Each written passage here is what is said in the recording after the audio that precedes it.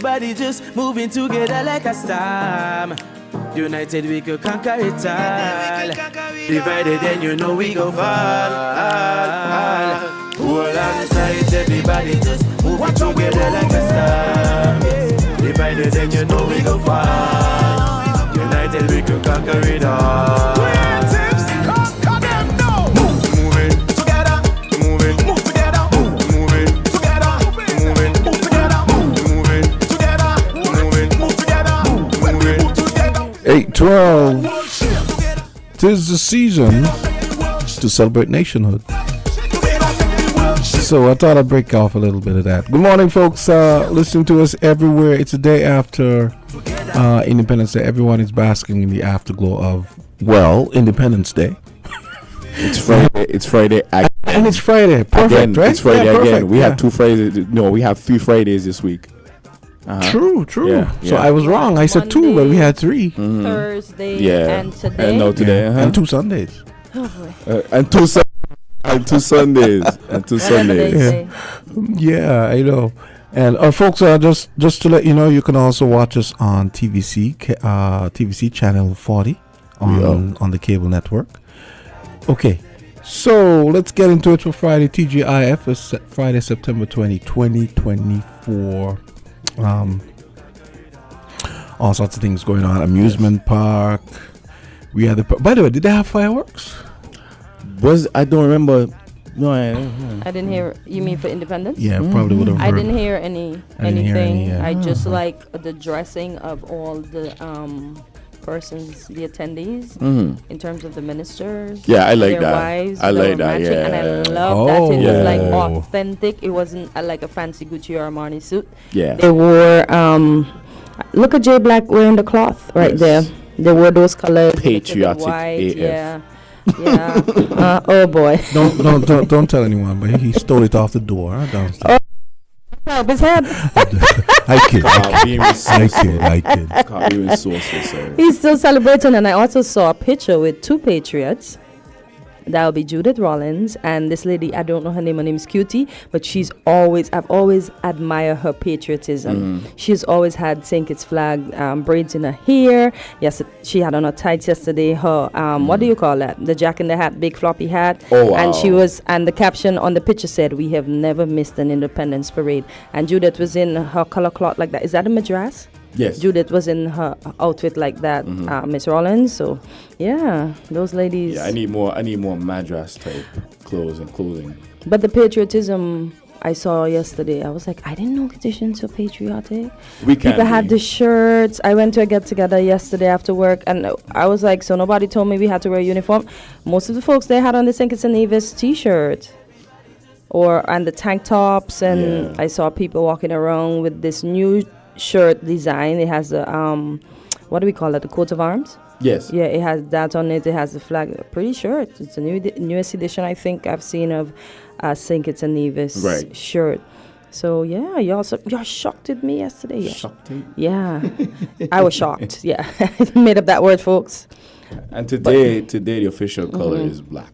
So I only have on black jeans. Sorry, I put on the green just in case because I didn't really get to do the colors. I was trying to get some red But that's fine. I only have 2 colors on today. But I mean, your conscience killing you, know? No, not at all. No, because you look good. I like the top. I'm just saying I have on black. For those of you listening, she has on a nice green satin top, like a rich. Do you think they can't see? No, for those who listen on the radio, Kortensia. I think most people look at us now. Right. Okay. Oh boy. So what shall we hit first? The passport? The new fancy passport? We should hit the passport first. I'm excited about it. It sounds like it makes sense. It sounds like, okay. It should make sense. So folks, you can find this article on winfm.com, and it says, St. Kitts to launch new e-passport system and join ICAO public key directory.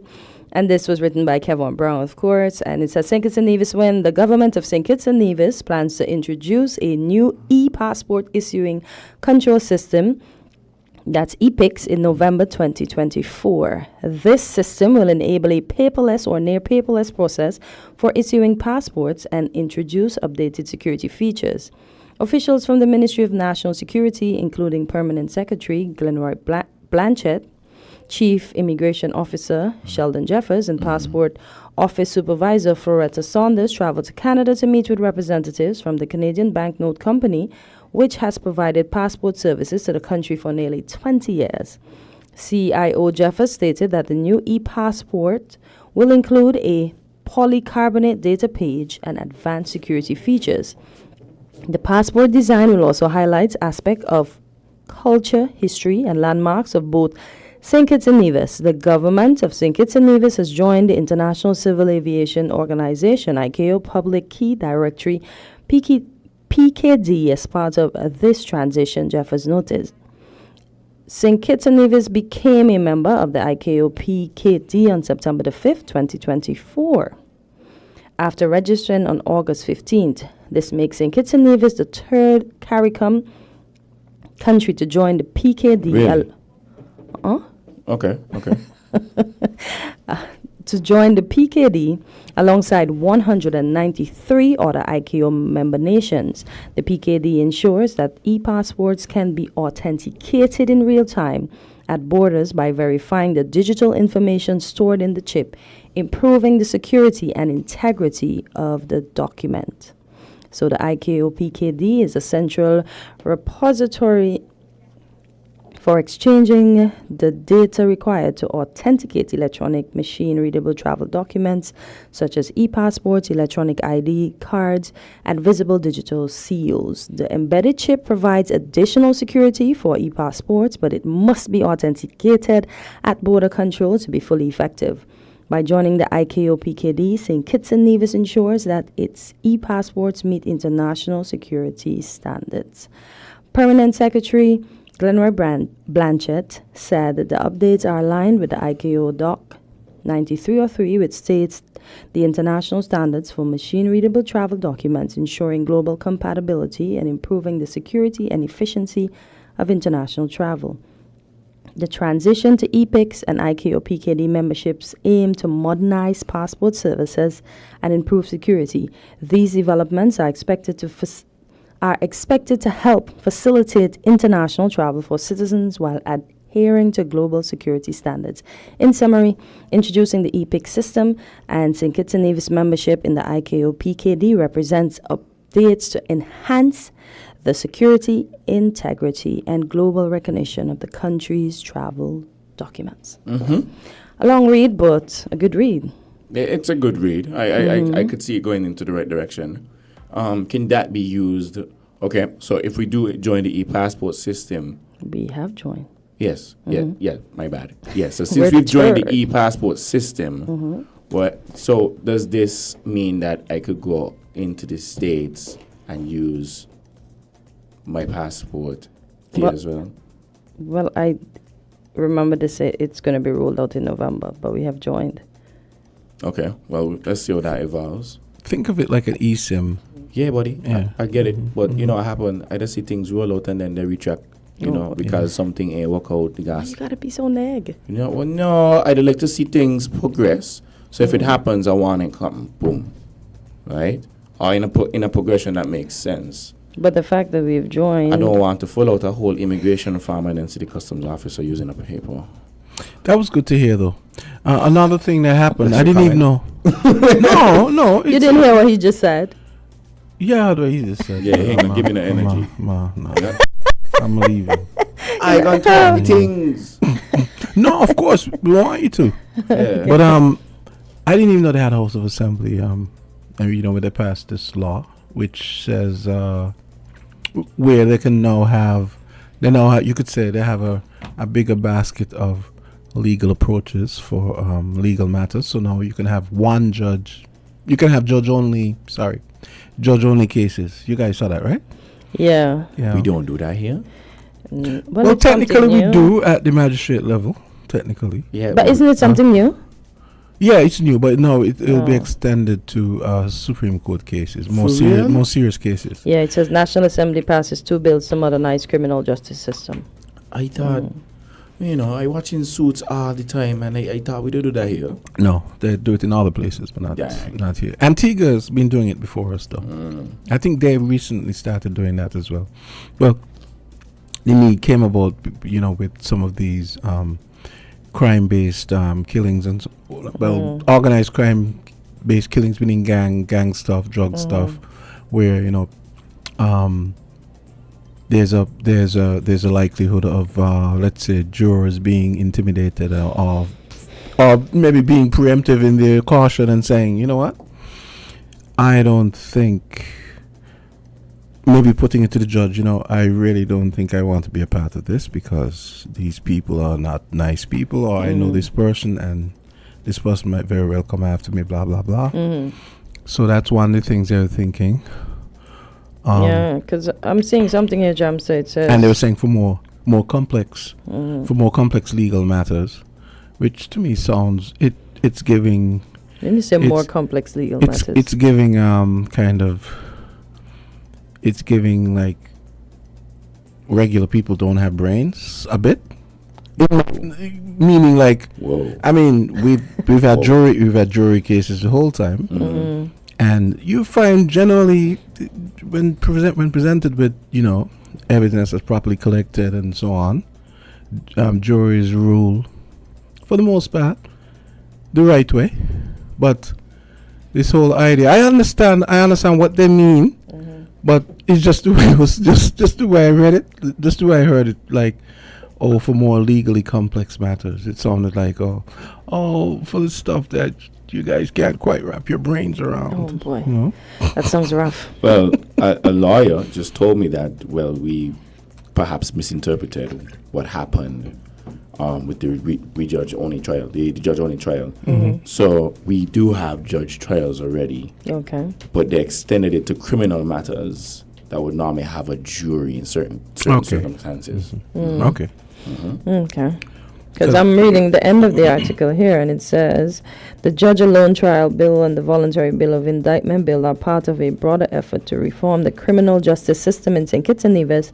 These legislative changes aim to reduce the court backlogs, ensure faster case resolution, and improve the overall functioning of the legal system. Both bills introduce measures designed to improve judicial efficiency while maintaining fairness and transparency in handling criminal matters. And again, this article, the entire article, can be found on WINNFM.com. Okay. Nice. Next up, and there was something else. There was something else that they passed in the court. Did you see anything about it?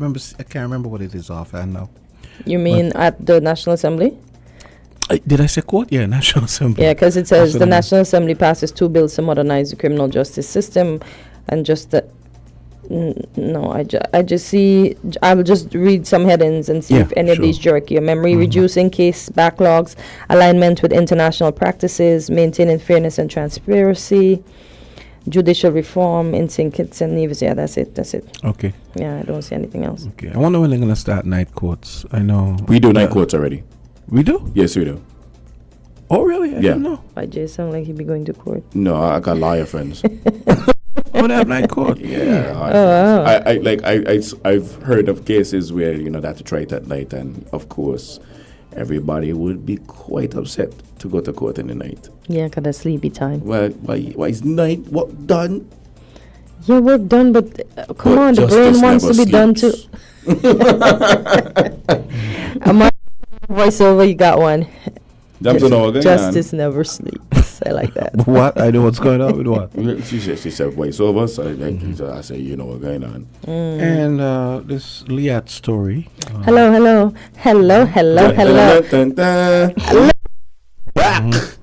Jamsta. Tonight. You have to understand. Jamsta, take the story. Jamsta, please take the story. Listen, yes, Jamsta team, because I'm excited. I'm excited. You excited? No, Jamsta is saying LIAT should die. Right? I think Jamsta want the whole LIAT name to die. I always listen. You don't. If there's stories, me and you might be excited, not him. Every time stories of LIAT come up, I take on the agent. What's his name? Agent Smith voice in Matrix, Why won't you die? Ha ha ha ha ha. Let me tell you something. LIAT is going to LIAT is they should say they should change their name to Phoenix because they're gonna always die on the rise from the ashes. Actually,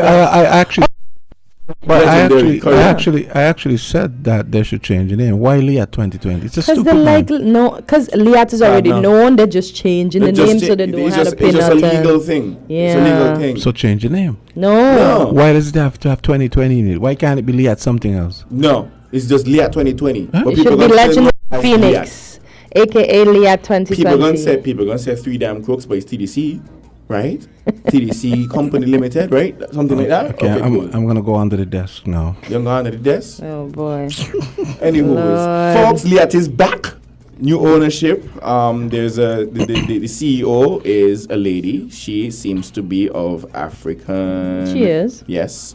Her name is Hafsaf Abdul Salam. Hafsaf Abdul Salam. Hafsaf Abdul Salam. Yes. So Gosh. yes. Help. And how many new destinations are they going to? Well, they're adding 11. So who's gonna read it? No, I ain't gonna read that. Okay. I ain't gonna read that. Man, trying to. I'm to rush. Why? No, I'm not read that. Because, Okay. but I just like they're Okay, gonna- Jam, so you go through it. Okay, so she's saying that the new flights will serve 5 additional islands after initially operating from Antigua, St. Lucia, Barbados, Grenada, Dominica, and of course SKN.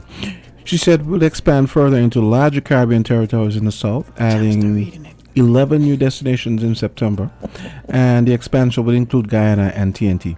By the end of year 1, we aim to introduce our new generation E2-195 narrow body. Is that an Umber? Yeah. No? Prop? Narrow body. That's a Looks like a It's toothpick. a jet. It's a It's a jet. jet. For the It's a jet. jet. Okay. Yeah, it's a Yeah. jet. This will allow us to expand flights to Panama and hopefully with ECCA's Cat 1, Category 1 status to Miami, PR, and the British Virgin Islands. The CEO also emphasized that while ticket prices will remain competitive and affordable, the airline aims to be sustainable and profitable. They are seeking, as in sustainable and profitable. That's what I mean. They are seeking exemptions from other governments to benefit travelers. That is why I always argue they need to die, because let's hope she. But she will concede that even when I say that, I accept what they're doing in good faith and hope that they will do things differently than they've done in the past. Personally, I would just leave the name LIAT too. You know why? Because who gonna pay all that money to rebrand? You know what money it is to paint? Listen, it's 3 to 5K to paint a car. Imagine an airplane wing, G. I want to change that there. I can keep it the same. No, but instead of 20, they could have had another word. I remember I had come up with some names. I don't even remember what they were. Go ahead. You remember any? Say it on the ear. You remember any of the names I had come up with for LIAT? When we were discussing it? You don't remember? No. It could have been before you started. You suck maybe. as a revolutionary. You're supposed to remember these Let me ideas. see. I think the one I came up with was LIAT. Fly LIAT. Oh yeah, Fly LIAT was the one I came up with. Fly LIAT. But Okay, yeah. Jamsta. You mean a new name? Yeah, you just if you want to have LIAT in the name, just call No, it we just say Legendary Phoenix. Yeah, Phoenix. Legendary just a Phoenix. Yeah. that works too, as long as it's doesn't have the year in the name, which I think is stupid. Maybe, as I said, because everybody knows LIAT, that's why they kept LIAT, and they just changed the name, number. just The year it's was LIAT economically 1974. So cheaper they just could to have called it keep LIAT. Fly LIAT. No, because we That's have a sentence. no, but that's No, there are airlines with that name. Fly Dubai. Fly Emirates. Fly Dubai, a bunch of yeah. others. Yeah. No, we don't want to fly. We want to be Legendary Phoenix or LIAT We want to 2020. leave the island And I said we like I'm still in LIAT. No. Lost in it. Force of habit. Oh my God! Leave the. The Listen, pull, we the left pull. the island. The pull of the ear. Oh Jesus! Jamsta, no, that one ain't gonna get picked up at all. Anywho, We ensured we left the islands at all times, so we did get you to your destination. Okay, We. maybe it was a tad bit late at times, We. but guess what? Yeah, what are you saying? We Don't you know? No, I flew with LIAT for 12 years. No. Oh. That's why I'm stuck Yeah, with that's what weekdays. she's a resident. She's She's a resident aviation expert. You know, CNN has expert. No, but you say she's saying we. Yeah, Like me. Because listen, I love me I some left LIAT. TVC years. No, me not say no we. I already told her she should Them have they been. are yo. Let's go. Be a I already told her she should have been a pilot or something. No, I thought about it, but I She changed moved my You look like you mind. put the pilot Agreed, type. agreed, pilot. Yeah. No, You look like not a pilot type. anymore. You look like you wanna. You could be a nice here. Or at the very least, Be a nice at the very least, an aviation wrench monkey.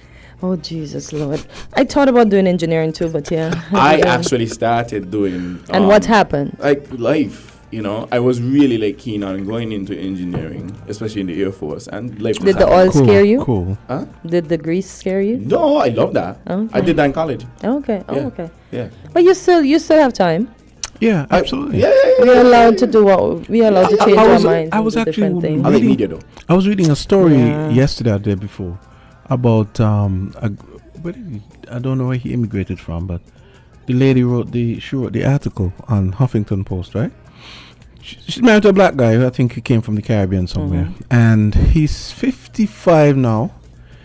And she said, "No, the kids are out of the house." And she was like, "Oh, good, we're gonna have more time together." Blah blah blah. And then next thing he comes up with, well, I really want to give back to this country, so I'm going to join the army and join the medical corps.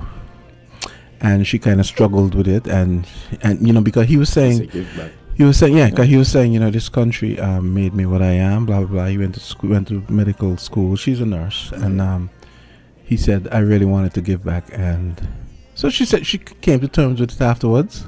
The whole idea of, well, okay, I thought we were gonna have more time and blah blah blah blah blah, and she said okay. She kind of, you know. So you don't have to be a spring chicken to switch ish up and do something else. Got you, buddy. You know, yeah. Although technically that's just an extension of what he does. He's still a doctor, right? And she was even saying she struggled with the idea of, like, suppose he gets, you know, like a war comes up and he gets shipped off somewhere, and you know. But yeah, she says she's come to terms with it. So yeah, in 10 years you feel like you want to go join the Air Force, Space Force maybe, which Trump started, your boy. You might want to do that. Lord help. He's not taking the bait. He's itching. He's scratching. I hear him. I was letting everybody know that's still here on the station, you know. Let's take a call. Caller, good morning. You're live on Island T. Yeah, good morning. Good morning to you guys, man. Hey, what's up? Yeah, TGIF, right?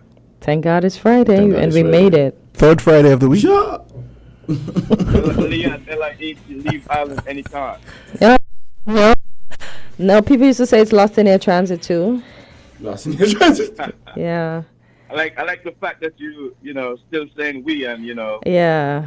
you get them there. She You should get stop saying no we. matter if you're late, you still get them there safe. Exactly. And plus, they've done so much for me over the years. How can I be ungrateful? Safety is another thing. Yeah, exactly. You never know who's listening. Miss Abdul Salam might hear her and give her a call and say, do you want to come back to join Fat us? No, chance. I'm done. Fat chance. But Jamsta, just a follow up, man. Real quickly, you know what I mean? With that issue about the judge being, overseeing on the cases, that issue that Justin Hamilton was talking about. I understand that they debated that, and they tabled that and debated it in the House of Assembly, or yesterday or the day before, and it's now gone into law. I very much would like you to get a conversation on that, because the general public, got to be notified on that one, because imagine you going to court, man, and a single person is deciding your fate instead of a jury of your peers. I just want to follow up on that with you and let you know. It seems like it was passed into law yesterday. Okay, thanks a lot, man. Thank Okay, you, okay, Burl, for bro. your contribution. Yeah, I Okay, mean, bye bye. I think there's a place for it, though. Real. No, I mean in terms of the legal toolkit, there's definitely a place for. And I said it will always be just a minority of the cases. Right. So I think there's a place for it. I understand what Burl is saying about, you feel as though only, just some judge basically making a decision as to what's going to happen to you based on what you did or what you allegedly did and all that. Call or go right ahead. Yeah. Call, go right ahead. Island T. Good morning, guys. Hey, Cleo, morning. My favorite How was y'all person. independence celebration? It was real relaxing. I stayed home and sleep. Yeah, I work, Cleo. Oh. Okay, let me change our subject. I see, let's talk harassment on the job. Sexual harassment. Oh. I see my young lady complaining since she's in one of the fourth in St. Kitts, and allegedly there's an officer that is sexually harassing the junior woman, and Where is? when they don't comply, they're being penalized, they're being punished. Oh, boy. And those that comply to his sexual advance, they get all the privilege. Where is? And from what the lady is saying, she complained about it, and nothing is seemed to be done about this officer. Is this here in St. Kitts? Today, yes, in St. Kitts. Today, 2024. Should women have to be going through these kind of things on the job? No. And especially you in the force. We only have 2 forces in St. Kitts, so it's one of the forces. Ooh. When you said 2 forces, you mean either the police force or the army? And the defense force. Okay. It's only 2 forces we have in there. She didn't specifically say which force. She said one of the force. Now, should women have to go through these stuff in 2024 on the job? Not even. No. Like, When not you ever. complain too, you get no satisfaction. The officer gets to do what he wants still. No. I mean, the young lady went on to say she's literally afraid to be in a room with him. The junior officers, they're afraid to be in the room with this dirty officer who's sexually harassing them, that they have to make sure somebody else is in there with them. But shouldn't they? I think this is something that should be reported. Is the person not going to the superiors because of the fear of losing their job? But from what the person said, they report the person, but nothing is being done. Oh, so this is We all know the politics. We know the politics in St. Kitts and Nevis, how it go. But this shouldn't even be about that, though. We should look about the well-being of the Exactly. individual But- that's making the complaint. Because if this thing becomes bigger, and then eventually because of the complaint this person loses their life, how would the persons who accepted or got the complaint feel about not doing anything about it? But my advice to these young women is that this is 2024 and everybody have a phone. Record the dirty bum and expose him. Oh, That's what they need to do. I mean, okay. The guys have a good day. And another thing, I see someone complaining that the CXC English up to now, they have not even gotten a grade. They have not been marked. So the people want to know whether their grades are their CXC gonna be marked. the English? Yeah, that's what someone complaining, saying. Okay. They have not gotten their English score because they haven't been marked yet. Wow. School already open and you don't have grades? That's what I'm saying, Have a too. I good thought. day, guys. What's going on? 2024, we should be on the ball. This is computer age. Yep. Bye. Okay. Thank you for Cleo. that. But Back to this sexual thing, the sexual harassment thing. What? Them That's things what are supposed to be I'm happening now, no, so in the force at that. That's embarrassment, right? And you said like it might end up be a case where they end up losing their life, right? And people gonna no, I don't want to. I said what if. Well, yeah, what I'm saying, Then you're saying that yeah. it could get there, right? Yeah. No, this might be my unpopular opinion, right? But to me, it's better when it gets to that point, rather than the person to live with that kind of trauma. You know why? Let me cook. You know what happens? Because when these things go left unchecked, right? These people live on, and sometimes they don't even open about it. They don't vent, they don't divulge this information onto anybody, right? These are one in a very few, well, not even few, many cases where someone was a whistleblower, right? But when these things get escalated is when a dead body is involved, right? Which is why I said, it's like, I mean, no disrespect to anybody that is going through that right now. I pray that y'all just kind of find a way to, of course, deal with this information. But it's very traumatizing to have to deal with this stuff. It is. Call. Right? Look, we have a call.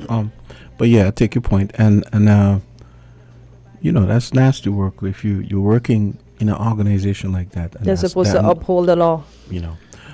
Caller, go right ahead. 841. Yes. Good morning. Hey. Morning. How are you? I'm good. I'm good.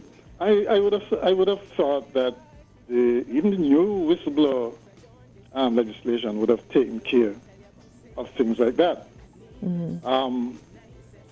Or at the very least, there's some kind of hotline or something that people who are being aggrieved in that way should be able to report to, right? And I mean, if those in authority or the higher ups don't see complaints like this, then they can't do anything about it. So first, it has to be drawn to their attention. But it seemed like it was, Mr. McMahon, but it's like they're not doing anything about it. But you make an excellent point, though. You mean they've actually launched formal complaints and nothing's been done about it? Yeah, that's what she said. No, that don't sound right. Yeah, it doesn't sound right you at all. escalate. In situations like that, you escalate, and then you make things public, like how she's doing right now. Yeah. Right? Because hopefully, unless the perpetrator is in some kind of yak something, seeing something like that out in the public would make him or her, is it him or her? Whichever. It's a her. It's a her. It's a her that's No, being harassed by the him. perpetrator. Okay, right. Because we should not assume that the aggrieved person is female, and we should not assume that the perpetrator is male. No. I mean, that's Apparently the person said that it's a her that's being harassed by him. right. That's usually the case. So I hope that whoever the person is, because that's one way of dealing with it too, whoever the person is, sees that, knows that it's out in public, and restrain himself. Okay? That's what, I mean, that's what we really hope would happen. We want it to stop. And but really and truly, the onus is on the higher ups to make sure that the organization is not besmirched by things like that. Okay? With regards LIAT, you know, you got to admire Gaston Brown, you know. Yeah, man. The man has Bad been man, tenacious. Gaston. Yep. You know? Gangston. Everybody gave up on LIAT. And everybody said that's a waste of time and a waste of money. He was determined to make sure that there was a regional airline operating from Antigua. And he has done it.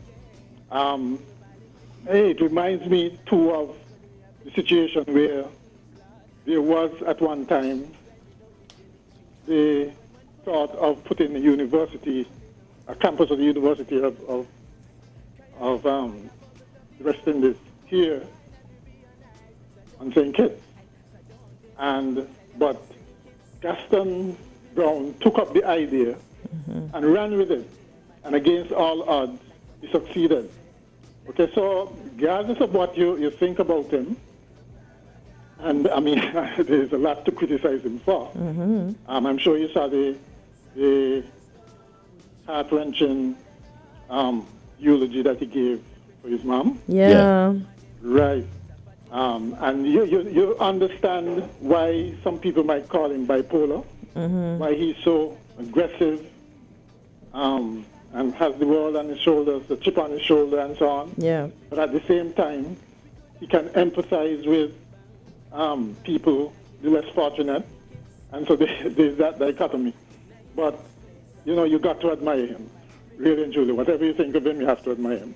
So let's hope that LIAT succeeds this time around. Yep. They're now operating in a much different environment. I don't know. someone or maybe even a couple of these new airlines and old ones are going to fail because I'm not sure that there's a market in the region for so many airlines in competition. But some kind of subsidizing. But really? But don't you think it's more complementary than competitional? I mean, yeah, it's a combination of both, don't you think? I mean, because if it's gamed out properly, you could have somebody doing the smaller islands with maybe a fleet of smaller planes, like the 6-seater Paper planes, yeah. Yeah, the paper planes. Yeah. I like that. Yeah, I mean, you see what I mean? Sure, yeah, that's a model I think I would have recommended. You're going to force them to lower the prices too. Small outfits do the inter-island stuff and leave the longer routes for the larger ones. But what it seems like here, if you notice, it's big players getting involved in a big way, using jets. I'm thinking inter-Caribbean. But surely there's a place for that, right? I mean, to me, when you're going distances like even Barbados and Trinidad, a jet might be better. I don't know. Yeah, those are longer routes. But on top of the fact, though, what is not said is that on top of the fact that those regional jets are specifically designed for short hops. So that removes the problem that we used to say in the past when we used to say, oh, well, why doesn't LIAT have jets? Well, they would say it doesn't make sense fuel-wise because those bigger planes are designed for really long haul. Well, the Trinidad and the Guyana trip could be a long haul. Generally speaking, and Kortensia, the expert, would know this, the jets operate better on long haul, high altitude. Yeah. Exactly, routes, they're short haul. From the time you go up, you're coming down. Yeah. So you don't even have time to go up to the ceilings of whether it is 20 or 30,000 feet. 40. But then the regional jets, you could say they find a nice medium in between the way you have the, I guess you could say you have the speedo jet without necessarily the higher ceilings that you have to fly at. That's inherently inefficient because you see the jet, the turboprop or propeller aircraft operate better at lower altitudes where they have they have to have some kind of wind air density in order to operate properly. Yeah. Mm-hmm. It's at the higher altitudes that the jet airlines operate better. Okay? And so it's no point having a jet between St. Kitts and Antigua and St. Martin. I agree. Right. I think the jet is only for the longer trips down south. But for now, they're moving around here. What's that? No, I was saying that the sometimes the jets, they like for example, LIAT is bringing one of those bigger Boeing jets. Really? Yeah, but that's what it is. The 128 seater. It's an actual jet. It's a twin. Yeah, but they're Umbrias. It's the Brazilian plane. Like Panama and Miami. Yeah, that's what it's eventually. Yeah, for Panama, Miami, Trinidad and Tobago, and Guyana. So I guess they get bigger Umbrias. Like Inter-Caribbean. Correct. But Inter-Caribbean is Learjets. Smaller, shorter route. Really? It doesn't. Yep. Right. So, but let's wish them well still. Yep. And I'm still saying that someone or more of these airlines are going to crash. Oh boy! But I thought we should welcome because when we had but Mr. McMahon, when we had no connectivity recently, everybody was bawling, right? Because everybody wanted LIAT to die. LIAT died, and then the connectivity was poor. So everybody wanted connectivity. Yeah, but you don't swing the pendulum the other way. But Mac, what you're saying? What you're saying is that a happy medium is impossible to build. That's what you're saying. Not impossible. But what I'm saying is we can't get that. We can't get that with all these airlines competing like this. None of them being subsidized. But like I said earlier, if it's gamed out properly, where people fill the niches that need to be filled, like the smaller islands where maybe jets or bigger turboprops can't go. So what you basically saying, these airlines are going to be operating like our farmers then?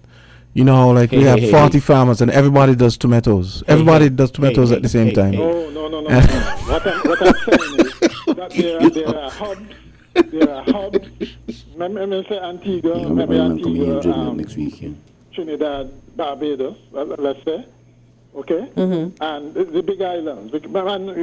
That's just straight, because they have more traffic. And the smaller outfits service those from the other islands, and then use the jets and larger aircraft to connect the hubs. That's the model I think would work. But when you have everybody basically competing on the same routes for the same finite number of passengers, you're going to have problems, right? And the last thing we want is for all of a sudden everybody start losing money. And then what? We're back to square one? We need to find, as you put it, a happy medium where air transport in the region is rationalized. The routes are specified for what airlines, okay? And the smaller airports are serviced by smaller outfits, okay, doing the 15, 20-minute flight, okay? That is a model that can work. Okay, well, Clear is saying, what's wrong with competition? Nothing wrong with competition at all. Clear is saying, why not? You're not removing competition. I know, but possibly the only way that this is gonna work is maybe the regulators, and then people are gonna bristle at that. The regulators saying, well, okay, WINNMedia, you're just gonna do so and so, and you're gonna do so and so, and then that's gonna cause problems again. Not regulation to that extent, because you just look at what's gonna happen anyway. Okay, I am convinced that some routes by some airlines are going to be cut. But isn't that how the free market should work? If the fittest of the fittest. To corner the market, everybody right now. Someone, whether because of better service or better scheduling or better fares, somebody is going to bubble to the top insofar as the best airline is concerned, or the best two, or the best three. But you're not going to have the best 10. That's what I'm saying, right? It's more efficient to do some kind of regulation, not to the extent where you cut out competition, but have some kind of standard so that you don't end up with too many of them failing, and as a result, we're back to square one. Okay? And that involves some kind of government, unfortunately, government intervention, because if left to themselves, they're going to cut each other's throat, I think. I still feel like all these airlines, I don't think it's that many. I mean, it's 4, 5, 6? Calling names. Well, Intercaribbean, Sunrise, Caribbean Airlines, and LIAT 2020 with WINNMedia. WINNMedia. That's a LIAT. The outfit from Puerto Rico. Silver. The one from Santo Domingo now. Sky High. You see where we're going with this? And what's the Haiti one called? Sunrise. Oh, that's Sunrise. Yeah, she already said Sunrise. Okay. So that's 7. Okay. 7 of them. Right. You really think How that did you makes forget Transangular, the state? By Because Transangular connects Nevis, Anguilla, and Antigua. Right. Chances are sense? It sounds like chaos. Chaos in the making. It really does. So you want one or two carriers to connect like how LIAT connected everybody? Let's say three. No, right? I feel like, listen, I feel like if the prices are attractive, people will travel. I don't think it's that people don't want to travel. It's just that the prices are kind of prohibitive. Yeah, they're high. But then what happens is it increases convenience because you don't have to just worry about early morning or late at evenings. You have in between. Yeah, exactly. So they would always find gaps. Exactly. Yeah. You understand? Just fill in, Mr. McMahon. I remember one time I had a gig in Nevis and I had to go on a plane because. Let the market determine that. Okay? But what I'm saying, what I'm saying is, currently as it exists, right? The market does not accommodate that number of airlines competing over the same kinds of routes, right? I mean, there's a reason, for instance, why. But Sky High only does airlines like American and the JetBlues and so on have code sharing, have sister airlines, other airlines that help to fill their planes from other routes. It just makes good business sense. I think what Mr. Mahan is trying to why say reinvent the wheel? That is what Okay. to happen. Okay, we got to take a break. We could continue this. Yeah. Thank you, Mr. McMahon. Now, John Francis is on his way here for LIAT. I think he's running a little late, but he's going to be here. So we could take a quick break and come back. Let's get a little bit let Dejure breathe a little bit. We full of pride and we realize. So don't this. I make me tell you about St. Kitts and Nevis. At the nicest place on a ramp road here. We're different. We're 98.9. 98.9. Win FM. Play Express Cash and add the Fireball. Just $1 more. You can win it all. So what you waiting?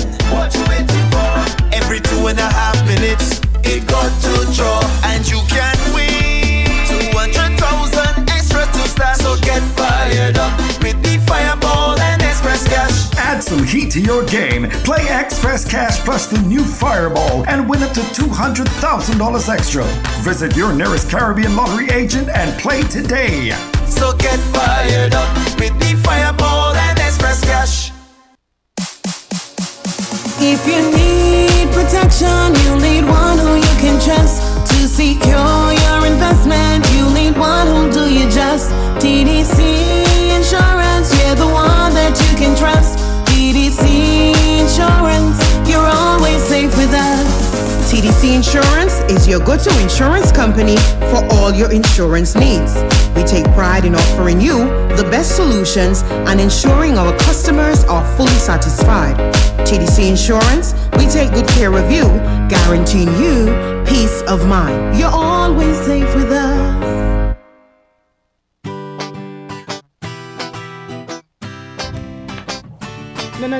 No. Boom. I'm so proud to be a citizen. Maybe it's the way the brilliant gold liquid reflects our sunshine, or how the bright blue of its label mirrors the clear Caribbean skies overhead.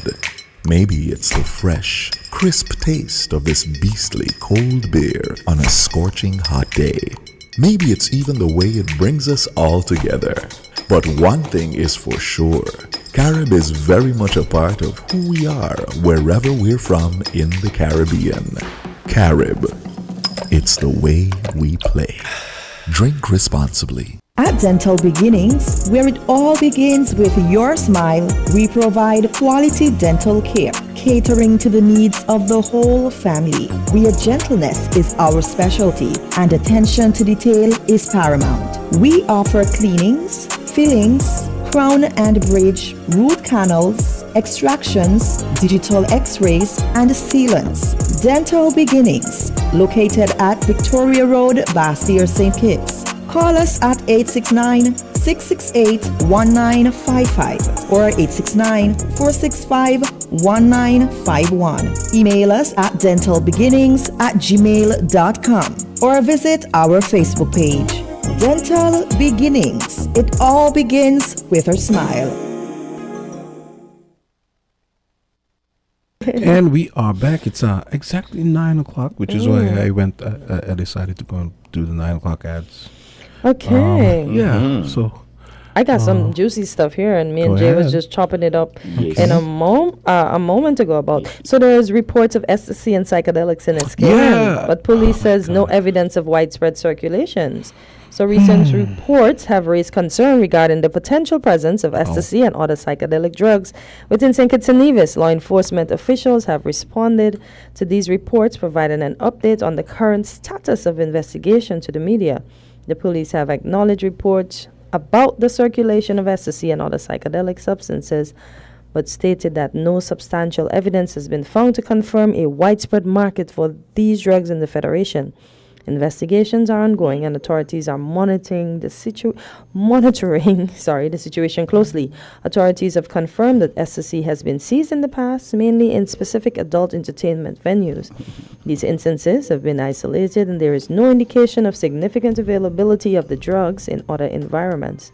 Other psychedelic drugs, such as LSD or psilocybin, has been found in recent police investigations or seizures. The police has stated that no incidents involving ecstasy or other psychedelic drugs have been reported in schools or among teenagers. There is no current evidence linking these substances to students. The police continue to work with schools to prevent exposure to illicit drugs.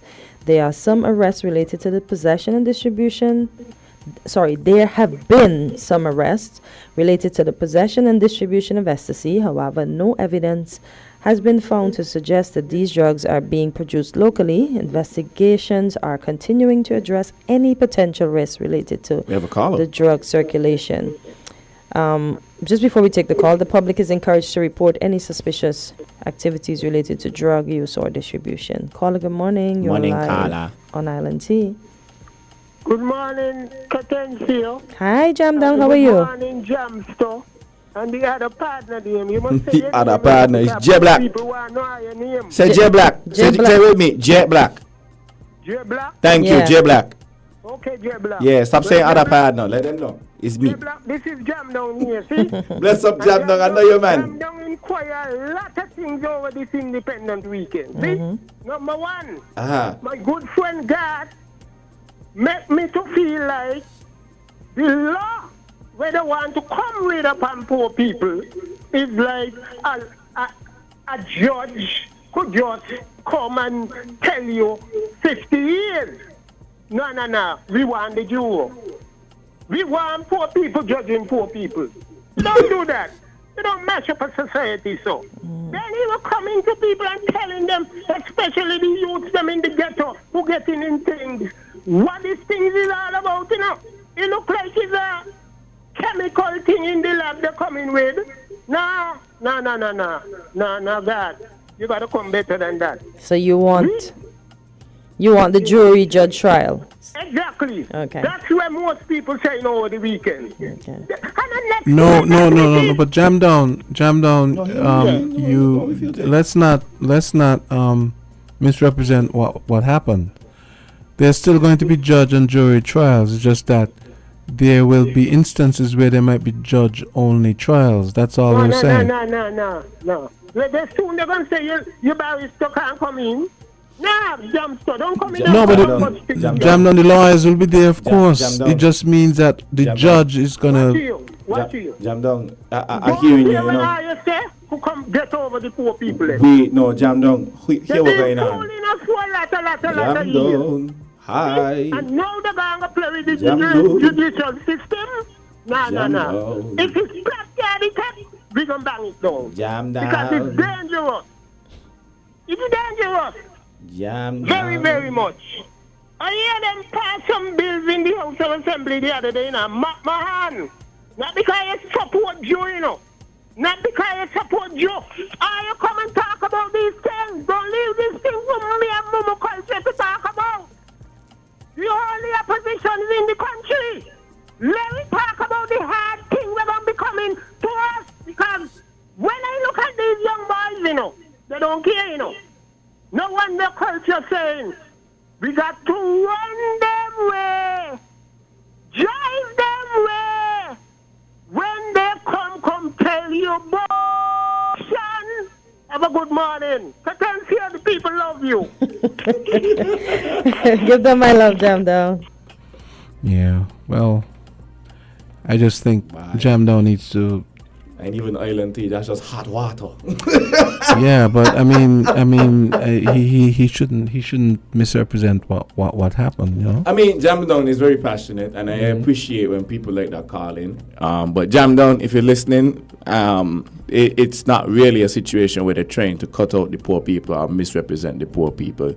What happens is it's a situation where if it's a case that could be tried or met, where they meet with the judge before there's an actual trial, then they would just do that, right? Because they could just explain to the judge, well, this is what's going on before it actually reaches a trial. Because some cases don't need to go to an actual trial. It could just be dealt with right there and then, and that's the end of that story, right?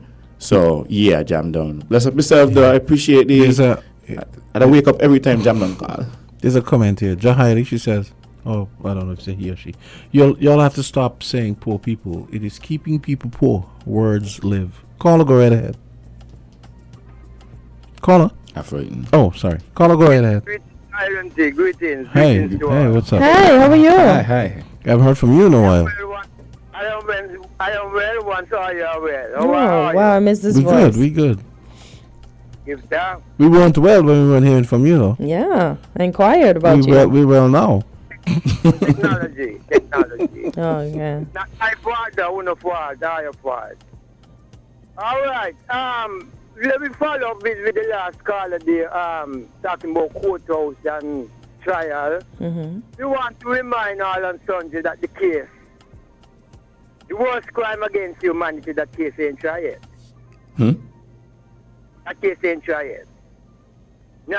Not in The Hague, not nowhere else. That case is yet to be tried. The worst crime against humanity. With the evidence, we are still here. We are still here in the Federation of St. Kitts and Nevis. We are still in Antigua. We are still in St. Martin. We are still all over with the scatters. Case not tried yet. Let us remind all and sundry that that case haven't been tried as yet. Not in The Hague, nor nowhere else. And it happened. The crime happened. We have the evidence. All right. Let me move on. The information that the system just shared about the tablets, them, we don't make them. And it's long time them tablets are circulate on here. Not just now, But all they have nose for is ganja. All they have eyes and nose for is ganja over the years. Yeah. But them tablets in our midst for years. Wow. And it's people who don't look like we. Bring them in. I'm telling you. Years these tablets in circulation in the Federation and other places near us. And we don't make them. We don't make them. But them and those have only noses for herb, for ganja. That's true. Yeah. And it's not only the tablets them neither, Let all and sundry know that we have heroin in our midst. Oh, wow. We have crack and cocaine in our midst. And I can just go on naming them. And it's people who don't look like we is responsible for making sure that they are in our midst. Because it's all about business. Supply and demand. Unfortunately, we have people who look like we, who use those things. Unfortunately. Give thanks for sharing the information, sis. Blessed love. Great. Yeah. He makes some very good points. Yeah, I was asking Jay Black if the DARE program was still in the schools. I remember when I was going to school, we would have the police officers come to the school and tell us to stay away from this, explain that, and yes, those were the days when the marijuana was criminalized. So that was one of the drugs you were warned to stay away from. Marijuana. I feel like there were sometimes like with the DARE program talk about like certain drugs, you would think like it's like a dead set, like and I get that. It's a dead sentence if you abuse it. For example, okay, abusing, right? No, we shouldn't use drugs. Period. Yeah, but the thing is about it, right? It's so funny. Like drug is a very contextual word. Yeah, because right? they have the good ones that heal. Because they talk about ganja, right? Mm-hmm. I wouldn't say ganja is a drug. How you use it could be a drug, right? Overuse.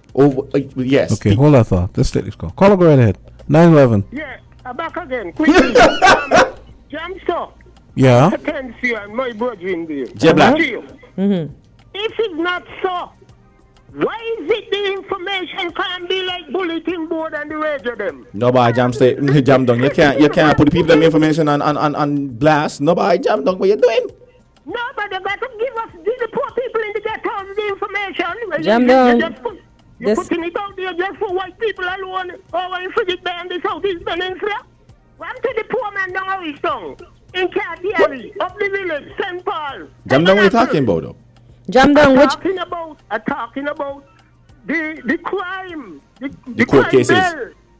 The crime bill. Oh, the crime bill. Judge. Come on, man. Oh, okay. You're supposed to drive these things, you know. That mama people on the road supposed to come and telling all these things. Well, you identify as a mumu person on the Jam road? down, you're not mumu. Not at all. The system got to be. No. People who come in the media and talk. Hot water. Once you're wearing jacket and tie your mumu. Oh, no. No, man. Big talk around here. No, Politicians say to people. Ignore the knowledge, Jam down. When a person believe it what they're saying, they call them mumu. No. You're dumb. Mm-mm. This is what going on in the country. These are tactics to get over and hush you. Have a good morning, Kortensia. Poor people love you. Oh boy, Jam down. This is Kortensia. Jahili said, "Stop saying poor people." It's a self-reinforcing Yes. We're not phrase. going to push I the guess. agenda. Yeah. Yes. Uh-huh. Yes. We're not going to push the agenda. Caller, go right ahead. Yes, good morning, John. Hey. We shouldn't just dismiss John Down. I kind of understand his concern. We don't want to go back to the days, for instance, when only particular, let's say, for instance, only people who were landowners and so on were able to vote, and those kinds of strange kind of things. It does have democratic. And so, similarly here, we're growing accustomed to jury trials. They're not being abandoned, but at the same time, John Down should realize that when you keep somebody incarcerated for long lengths of time, that is injustice as well, especially if they're not guilty. Okay? And so, if this is an effort to speed, if this is only about an effort to speed up justice, to speed up trials and so on, we should all welcome it. Okay? And therefore, I don't know if a compromise can't be made whereby, sometimes there are open and shut cases, they do exist. And when it is a case like that, if, for instance, the DPP office presents evidence to a judge, and the judge comes to a conclusion that the person is guilty, okay, then we can probably keep the process of the jury just to give a stamp of approval on the judge's decision, so to speak. Okay? If you see what I mean, they ratify it. Just to keep the perception of everyone being put before a panel of the peers. Okay, because we don't want to arbitrarily go back to the days, like I said, when only the elitists decide on the fate of everybody. No. I agree with John Down in that respect. We shouldn't go back there. Right. Okay? What I would say though is that having one man decide the fate of somebody opens up a lot. It could open up to things like corruption and because our societies are small. I would hope that whatever judge is chosen is not a local judge, that they bring in special judges, a special judge just to adjudicate this, okay, rather than than use local ones. Otherwise, you know, you get the whole well, I play golf with this guy kind of thing. You know that. You know the trappings involved here. So we should guard against that. But certainly, if it's going to speed up cases, you know, I'm all for it. And it would be nice, like I said, if you could retain the being convicted by a panel of the peers part of it. And that some formula could be found whereby they just ratify the judge's decision. Well, Carla, just to correct, the jury cannot ratify the judge's legal decision. At the end of the day, it is the judge's decision to say whether or not the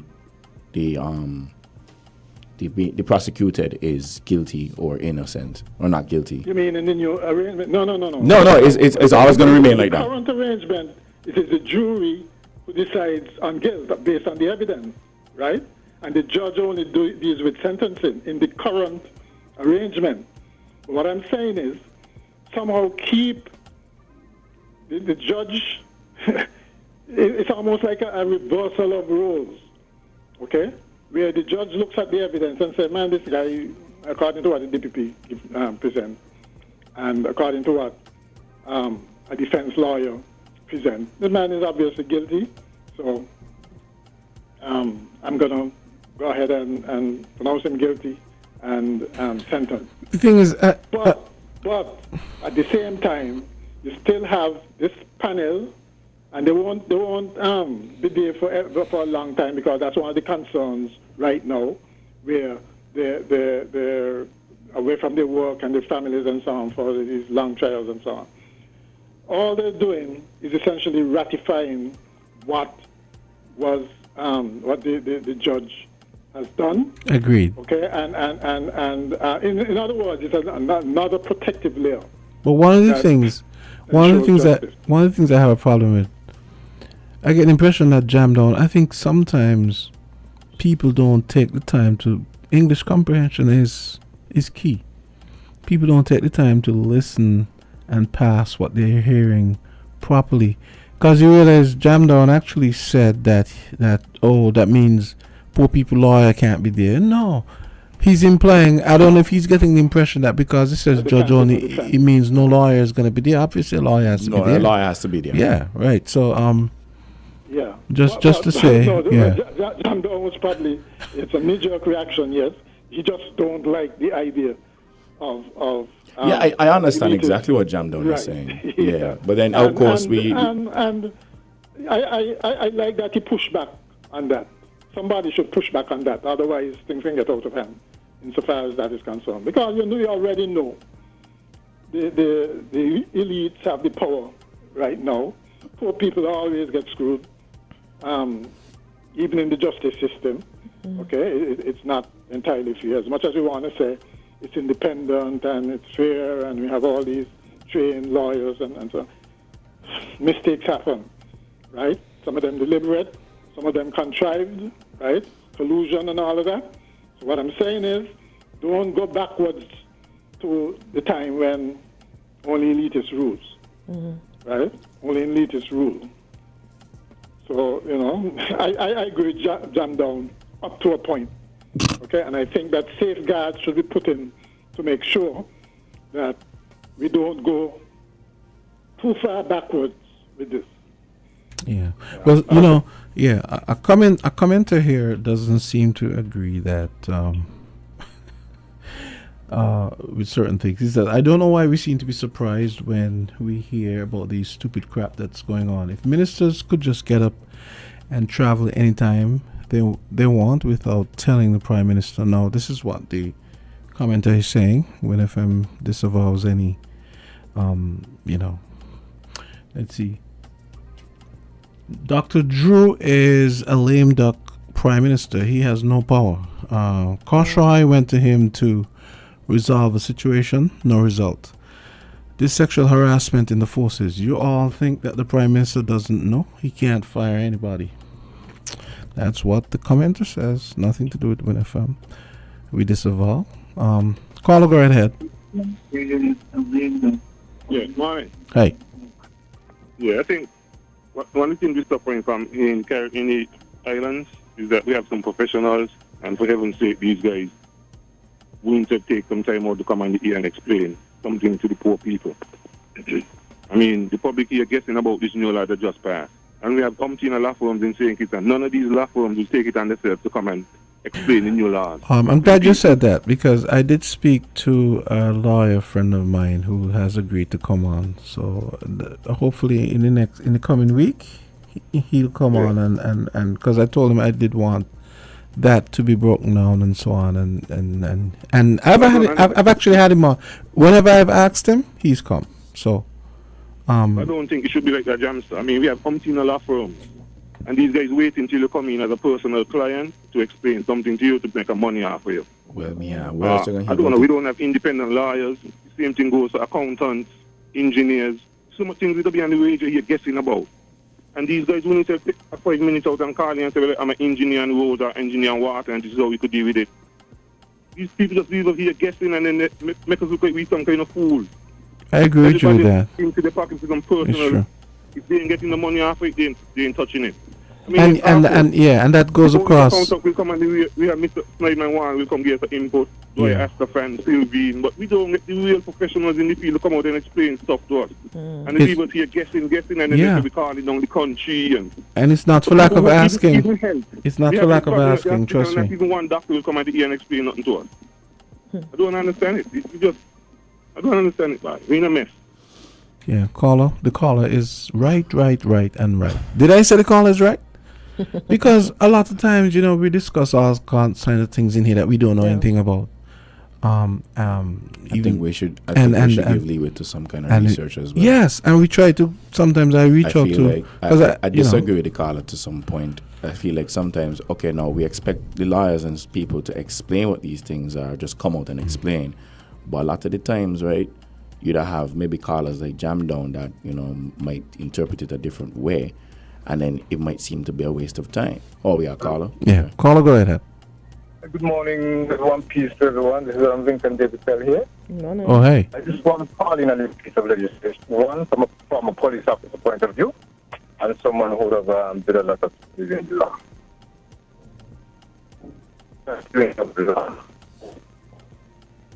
Go ahead. Hello. Caller, you with us?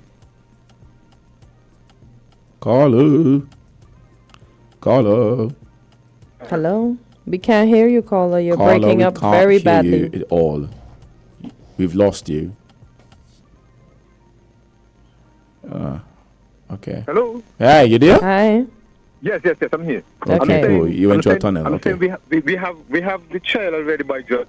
Magistrate. The magistrate is the trial of law and fact. In the High Court, you have the jury, which is the trial tribunal of facts. That means the evidence that is brought before them, they listen them and they weigh them out to see if the person before them is the one who actually committed the crime or not. And the judge, based on the law, will put down sentence, or he could direct the jury as well. So, as opposed to what some persons might think that, okay, the judge is going to do this, bearing in mind in the magistrate's court, that is there already. The only difference is when it comes to more serious crime for long sentences or even death penalty, that is where you are tried as if determined by your peers. Because they want someone in the similar situation to understand, okay, such and such as what or whatever, but the judge directs the jury based on law. There are many cases where sometimes the jury came back with something and the judge would have said something, and sometimes the evidence may not link, but they still brought the person back guilty, but the judge still have to, based on what was done, have to put down sentence because you have a minimum to a maximum. Because the person was found guilty, was passed a sentence still, because he is the tribunal of law. What the law says, he has to go by. However, the appeal is still there. So I, as a former police officer, just let me call in to clarify things. It is not for just it might be, I do not know, but as far as I know, the law is supposed to be fair. Our police officers supposed to carry the duties fair without favor. Fortunately for us, and we have to recognize this, we do not have a situation where you have a majority, let's say in the US and so, white against black and so forth. So our system is supposed to be fair, and sometimes I think persons relate the situation of St. Kitts and Nevis. I'm talking to St. Kitts and Nevis because I am from St. Kitts and Nevis. To, let's say, the United States, the United Kingdom, where you have different classes, different races and so forth. But we have to really mesh it out, because some of you might be on the panel, they might who have relatives who are police officers, our cousins, our friends, and you could go and ask them. It's based upon and the law and based on the evidence, it goes evidence bound. I can't recall in St. Kitts and Nevis where somebody is just charged, just jumped upon somebody to bring them in guilty, and because of race or whatever. And we have to really bring things home. Look at reality. Is it identical to what is happening in other countries where you have race thing and so forth? Okay? So I think some persons get clouded with that. But I just want us to remember, there's a difference. The judge, okay, caller, we have the law. Okay? I want to bring that clear because I heard someone before trying to put it in a different way. And we have to understand, because this is where we could cause uproar in the country. And Mr. Pearl, I have another segment. You have to really wrap up, 5 seconds. I just want to get that. Judge, tribunal of law, jury, tribunal of fact. The reason why they're bringing it in, I do not know. I'm not there, but they should know. But at least let's start a conversation for persons to give their opinion. But I just wanted to bring that in, okay? So we could understand and don't cause a problem in our country that we do not really want. Thanks a lot, Carlo. Okay. Appreciate you so much. Okay. Yeah. Okay. So we have Mr. Lion Eagle Lord John Francis showed up late. I'm very upset, but anyway, go ahead, John. Go with it. Yeah. Good morning, Mr. Francis. How are you? Thank you very much. Very fine. Thank you. After yesterday's celebration, You better be riveting this morning because you came late, so you got to be extra riveting. Stop jamming up. Has to be. Okay, let's rivet. Yeah, let's do it. Which was 1983, yes? Mm-hmm. Yeah, there we are. 41 years after of our own independence, yeah? Mm-hmm. Congratulations to us all. What? Go on. No, go ahead. Good morning, everybody. You're cooking. I let you cook. Yeah. Okay, we're cooking. Where's the coffee? Is the coffee? Okay. You want some swank? Where did we leave off last time, Jamsta? Since you're moderating. Well, you had said you were going to talk. I don't remember what you. But I know you had said you were going to talk. We were talking about. Like. Go ahead. Yeah, go ahead. Little known little tidbits that. We spoke about the Ashtown, in Nevis, Jamestown. My bad. Yeah, Jamestown. My bad. Actually, quite interesting. Yesterday, I was part of the diaspora conference. Very good it was, actually. Mm-hmm. Yeah. And there was a lady there at the end, at a little meeting, and they were discussing very similarly what we've been discussing here on air. Okay. And they actually, the lady said that the official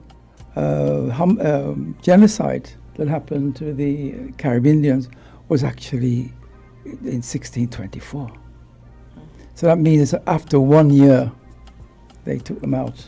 I think it's down to 1627, 28. It was actually 24, which makes the conspiracy a little bit even more of a realistic thing, because, as I said before, and I mentioned it at the meeting, the genocide has to be planned. You cannot just, you can sort of just murder somebody. You can, some people do it on a whim. Not genocide. No, not genocide. No. What you gonna, what you gonna do with all those bodies, and how are you going to stop people from panicking and running away? You have to control them, huh? Right.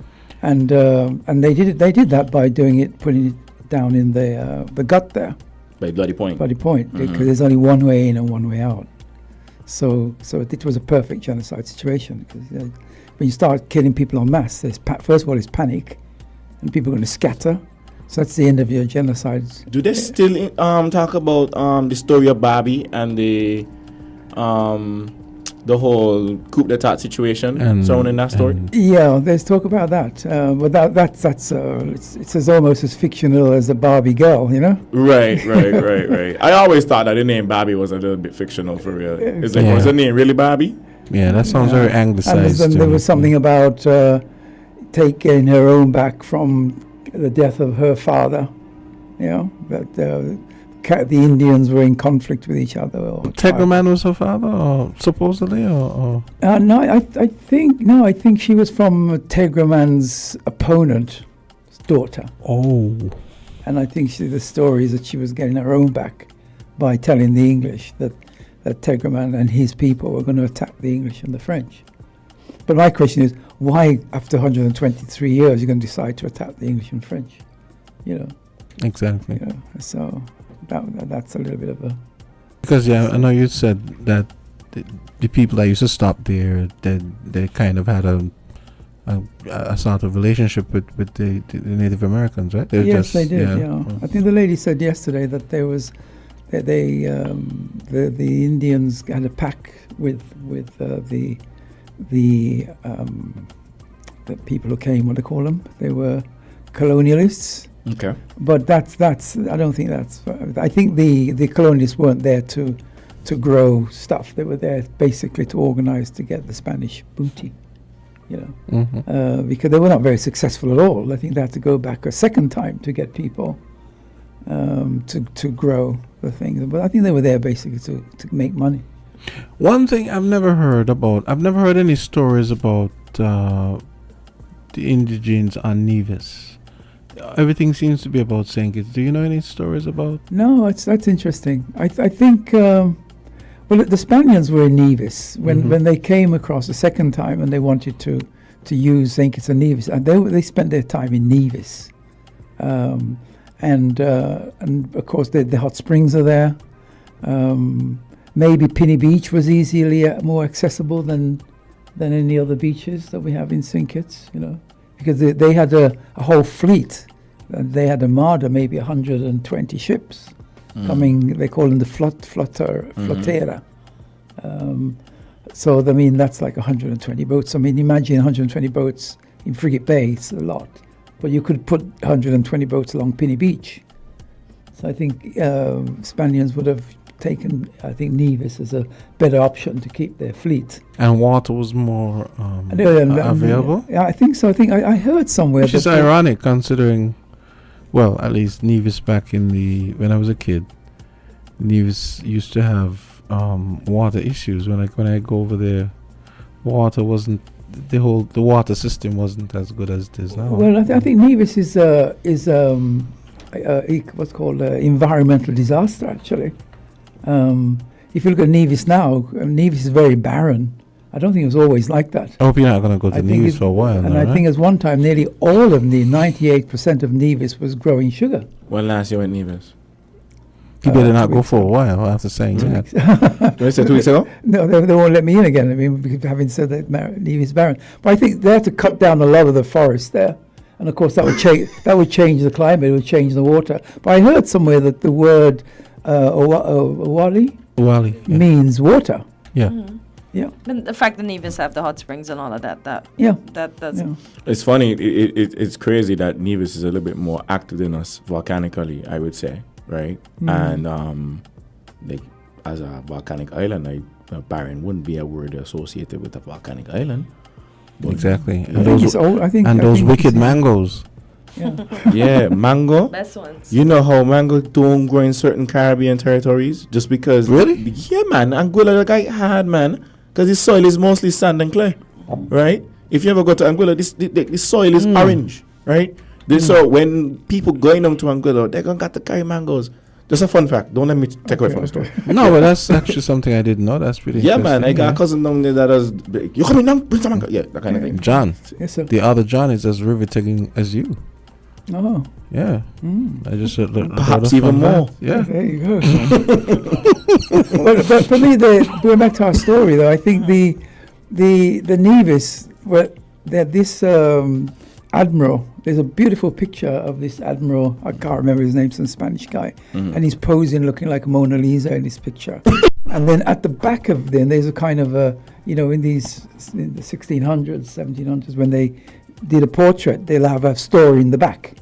And there's a story, and if you look at the picture closer at the back, you could see him attacking ships and fighting in the background. That must have been a dope picture, boy. It's a dope. It's a really good one, and Wow. it's famous. I think it's hanging somewhere. I would like a painting of me attacking ships and stuff, man.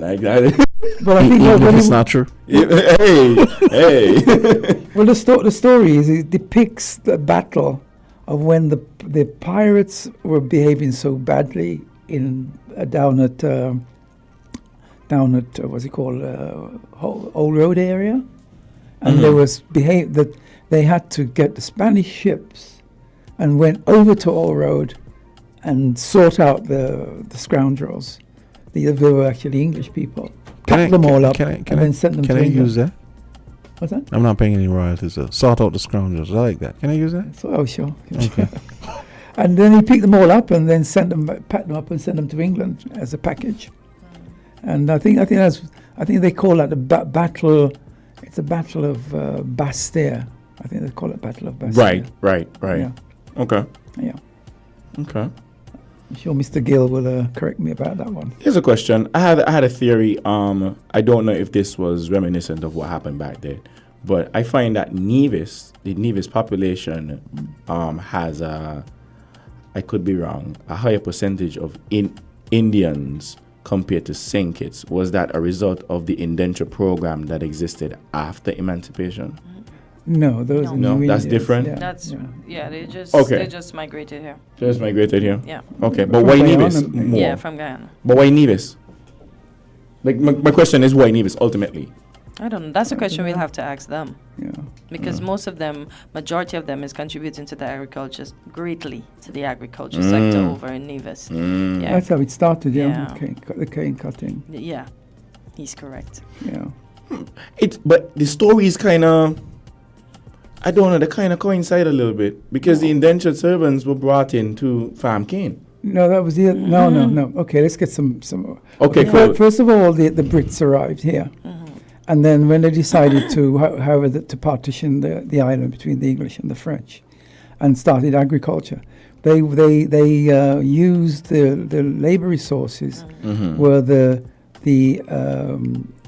people that they found they were press ganged from England, mainly the Irish, and brought them over here. Then that didn't work. They didn't so much use the I don't hear much stories of the English using the Caribbeans to do any agriculture. I've never come across that. Okay. And then when the problems of the Irish, I think when the Irish arrived here, the British found that because the Irish were Catholics,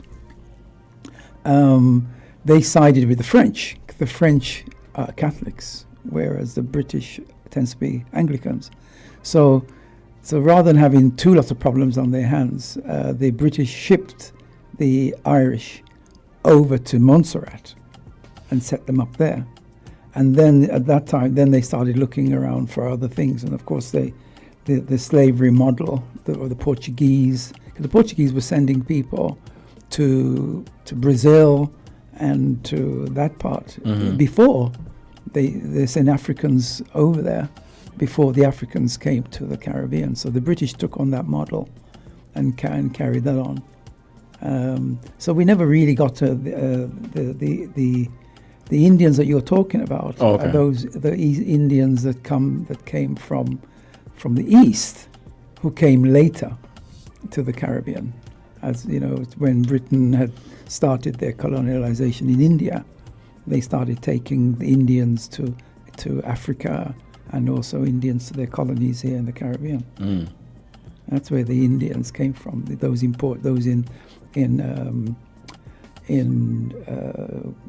what's it called again?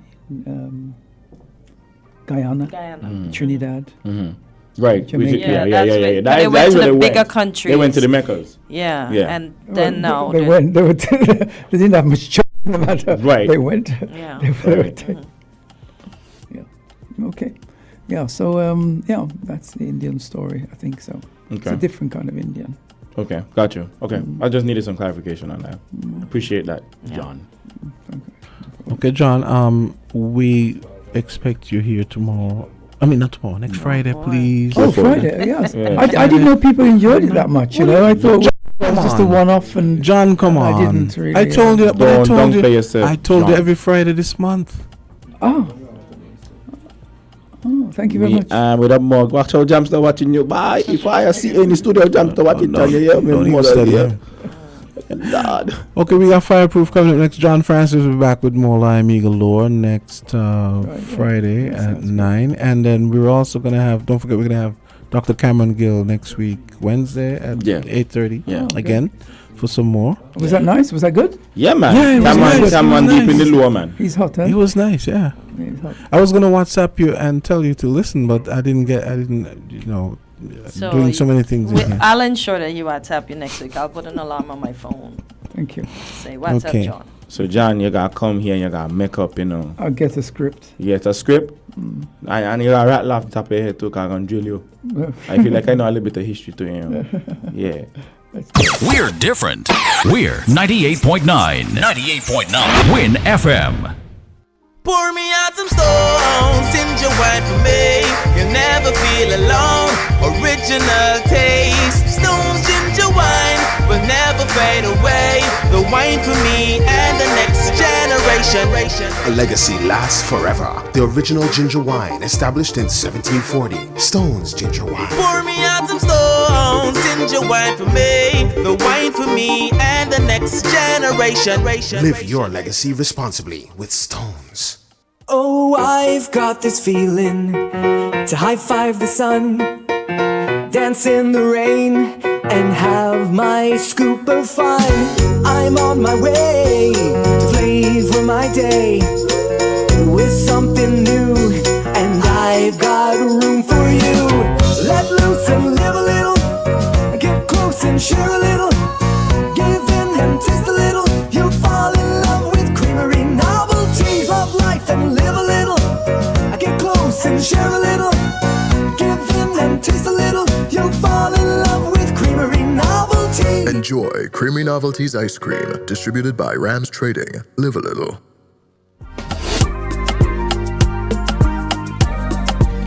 $80 minutes until 10 o'clock. It's time for Fireproof. And I got to take this opportunity and wish the guys a great independent season, and I hope you guys did have a fire-free week. They don't even have the headphones on. So I was saying, Carringdale, I hope you guys did have a fire-free week, and I hope you guys had a great independence. Okay.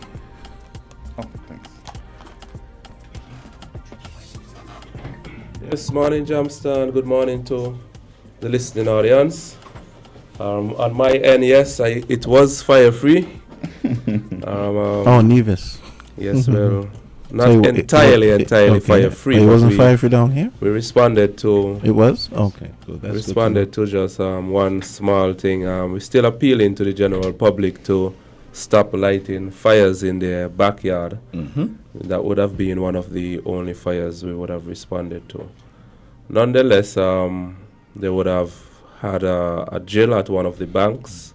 I think that was just recently as well, but otherwise than that, it's quiet.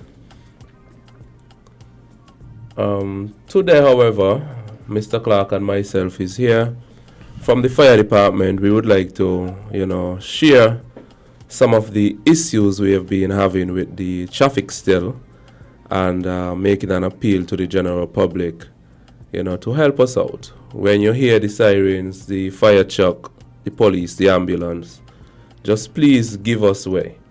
Because some of the areas, some of the roads are very small, and to fit that 8 feet wide fire truck along with your vehicle when you're choosing not to pull off, it is very hard, and it might be, detrimental not detrimental, but it could cause accidents. And I don't know if persons know that if you hit the fire truck and you're in the wrong, is you got to paint back that truck. You got to fix anything that goes wrong with that truck. Well, how would you hit the fire truck and be in the wrong? It sounds like a common sense traffic rule, but I want to hear this. It is, but I'm saying, if the truck is driving up a small road, siren blazing, and you refuse to pull over, I mean, yes, the driver himself has a responsibility, to drive with due care and attention, just like anybody. But if we are moving to a residential fire, you got to be moving, and you give me a tight space to squeeze and a tidy space. You're moving, I am moving, and we touch. You would get the wrong. Even if you rear end them? It depends. It depends. I genuinely asking. But normally, once the truck is running with the siren on and you touch on it, you would get the wrong. What? That's a cheat. That's cheating. That's crazy. But but I didn't know people don't move when they hear the sirens. Yeah, I didn't know that. You live in the Federation? You live in the Federation? I live in the Federation, but you gotta understand, like, I don't see the fire truck often when I'm on the road, right? But from since small, my mother, a safe driver, God bless her soul, always told me when you hear the ambulance or the fire truck, any emergency vehicle, to pull on the side. Exactly. Right? Which is the law. The law is to pull on the left side of the road, leaving the center for the emergency vehicles. Right. Yeah, but I mean... Your left, the driver's left. The driver's left. Okay, and in this day and age, we're still having those issues. Wow. Along with the not pulling over, we have the issue of the traffic congestion. And we have been speaking to our drivers, to not to use them very small roads. If you could avoid them, the mostly traveled road. Like I worked with a driver in the Sinkitsen, and every time we get a call going east, he would choose to come across Pan Road and turn up the one-way road where the buses used to be. But if there are 5 vehicles in front of the truck, you can't force out the vehicles because persons up there ain't stopping because they ain't seeing this truck. They might hear the siren, but they're not seeing it. And who is in front can't just push their way out of the traffic, so it delays. Okay. So when you say our drivers, you mean on your team? Yes. Oh, okay, cool, right. Well, that would make sense. I would expect that you guys train your drivers to take the widest route possible, always. And it would also be quicker, too, because y'all have a cheat code, which is a siren, right? A cheat code? I call it cheat code, right? Because, like, from the time that siren gone, like, everybody got to move out the way. Yeah, that's a cheat code for traffic. Come on, now. Yeah, so even to go to the St. Peter's area, you either turn right from the station going up to Frigate Bay Road and on to Kim Collins, or you take the True Town route and make the right turn up the College Street. Those roads are broad, and most of the time, don't care how much traffic on the road, you would be able to get by. Right. Okay. That's interesting. Okay. Let me ask a question to the inspector, right? This is just something from me. I don't want to stray off topic or take away from the fire talk. Sure. As an inspector, can you arrest people for traffic violations? Arrest mean if they have shocked the fire appliances? No, just in general. Like if, like, this is say somebody in the road, like I said, they pull off to the side. Maybe they're just making a quick exchange. I know roasters be kind of keen on them things here. But do you have the same authority as, like, say, a roast to arrest people for that kind of violation? No, we don't. Only in the event that we are out on a fire scene and I'm the glad you tell person me would that. have come and obstruct us, then we can, call the police for assistance. We could physically arrest them, put her on shackles and no. Not at all. Left her for house. That's what she got her, what do you call it? Merit. Well, yeah, she has the authority. Yes, she got an award. Let me congratulate Officer Rose. She got an Independence Award. Yeah. Staff merit. Yeah. Yes, congratulations, okay, Well, congratulations to you, Miss House. The last ticket I got from Miss House. You got it from me? Yeah, but I just get them and I just take them. Because, I mean, she's doing her work, and we've been here appealing to persons to do their job, appealing to officers to do their job. And I don't see why persons just be keeping nice with Miss Rose when she's doing her job. I agree. Because my last ticket was I licensed my truck and I missed it there, so I didn't display this ticket. And I got $100 ticket, and I took the ticket and thank you, Miss Rose, and I put it on right away. Right. And to people that feel like Miss Rose is like this hard person, she's really not. She gives you chances. Yeah. She gives you chances, because one time I was actually on my way to town to service the thing, because I didn't realize that I had a vehicle rest down there for a while, and I didn't realize it ended in 9. So I said, oh gosh, I need to go town and license it, right? She saw me, and Rose, hey, she flagged me now, right? And I said, Rose, I know. My vehicle need licensing. I'm doing that right now. I legit just get the inspection thing. I'm going now by thing now. And she said, don't let me see. You see what I'm saying? Mm-hmm. And she was stern with it, but I felt the fear of God down my back. But I really rate Rose. So people that say, oh, Rose is no. Rose is a fair person. Yeah. She's fair. She's fair. I am one for persons doing their job. Yeah. And that is her job, and she is doing her job. And if you have something to talk about, unless if you're doing something in town and you're gonna be obstructing traffic, just talk to Rose. Just say, hey Rose, I just want to find out if it's okay, wherever it is. Because I've gotten tickets from Rose already. My first ticket from Rose was a parking ticket because I was working in town and I was offloading some stuff and I was in this space a little longer, whatever it is. I was just like, well, you didn't tell me. Like, I'm right there. You could have told me. I'm like, okay, patience. So next time I know. Sometimes she might seem as like a little approachable because Rose don't smile. Never see Rose smile, eh? Nah, man, you have to see her smile. Yeah. But yeah, Rose is dope, man. I like Rose. Yeah. But yeah, go ahead. Let me know what take away from the fire talk. Yeah. So basically, that's it. We have every month we say these 2 care boats docked at the port. You know what that means? What I mean? A lot of vehicles coming off. Mm-hmm. Do we need that? Are we soon going to have parking? Are we soon going to have persons to service all these vehicles when there are accidents? Will we need to increase the number of persons in the fire services, especially if we would need to employ the jaws of life, etc., because we have more cars than houses now, man. Wow. Well, one of the good things about having a lot of vehicles is that it actually slows down the traffic. So... In terms of the jaws of life, there are lots of accidents, but not a lot needing the jaws of life because there are low speed accidents. Do you see? Okay, I'm gonna buy that one. But do you see the speed these people come down that road that the fire station is on and the one that I live on? Well, some of the areas. And there are plenty over, and I'm wondering when they get down to the fire station, do they realize that the road really narrows? What are you gonna do? And I see people trying to pass people just before they get to that. I saw a bus try beating the ambulance at time and. Gado? Nah, man, the ambulance gate one lash end up on the next side of the road. It came out the stop. Yeah. And the ambulance hit it. The ambulance stopped? Chevy. It stayed on the road.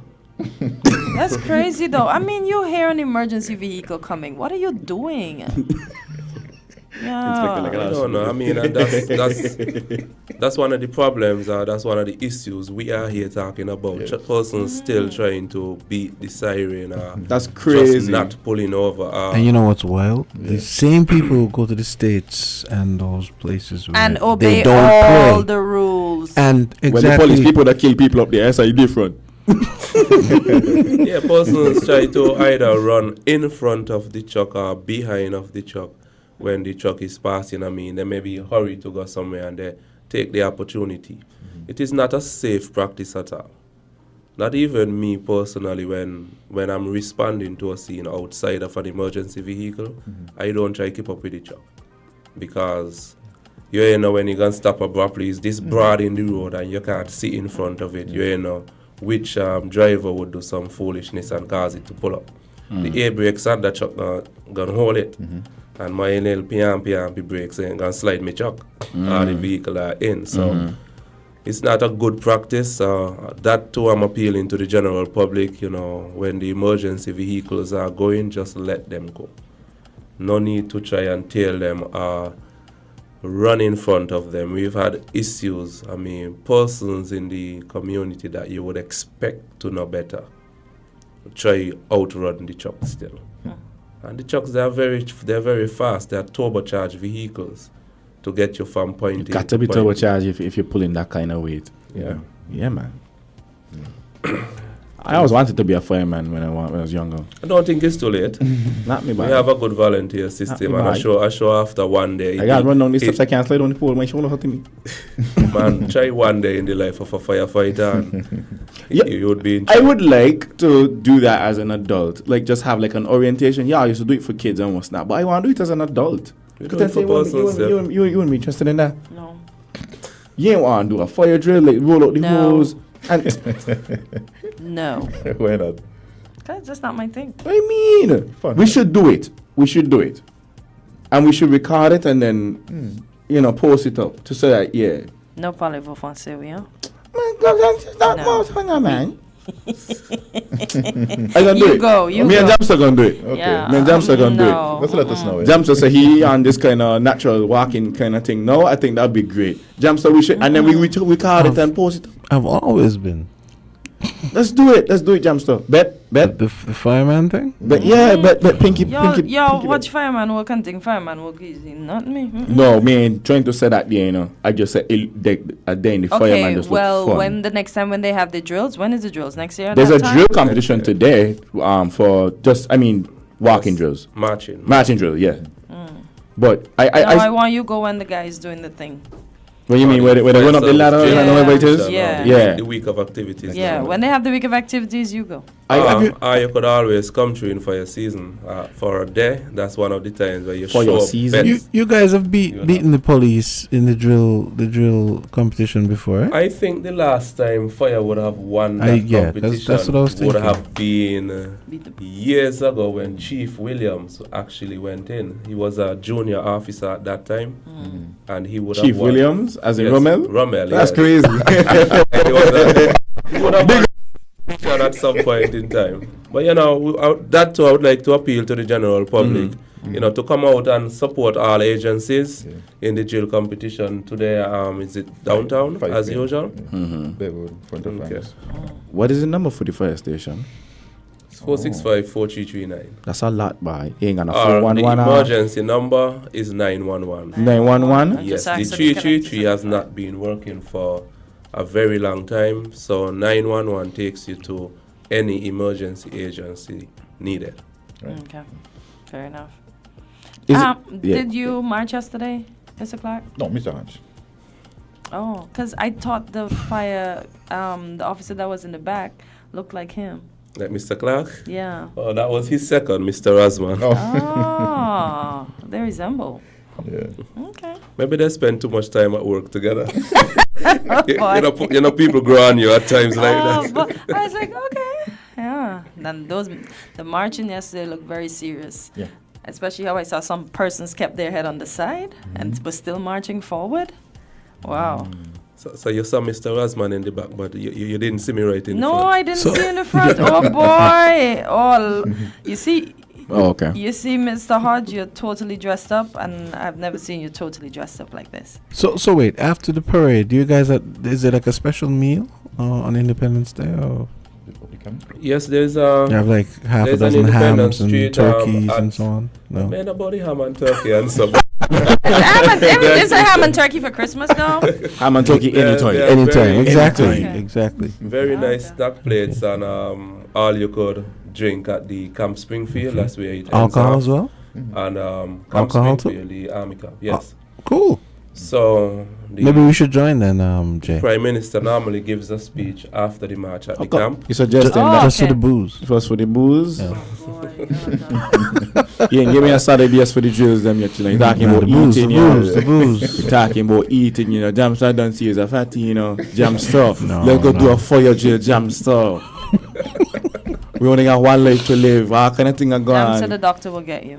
They don't say when you see Kamala going win and just bring the economy to ruin. You got to do things now before that happen. Come now, let's go. That's a Trump supporter. You guys back away.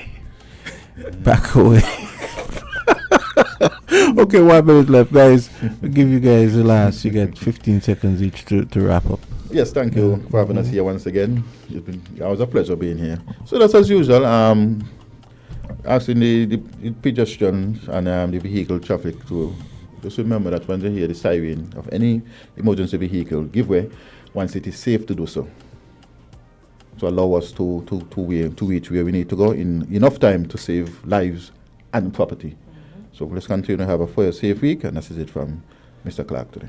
All right, and I would like to end by once again bigging up Miss Rose and her Star of Merit.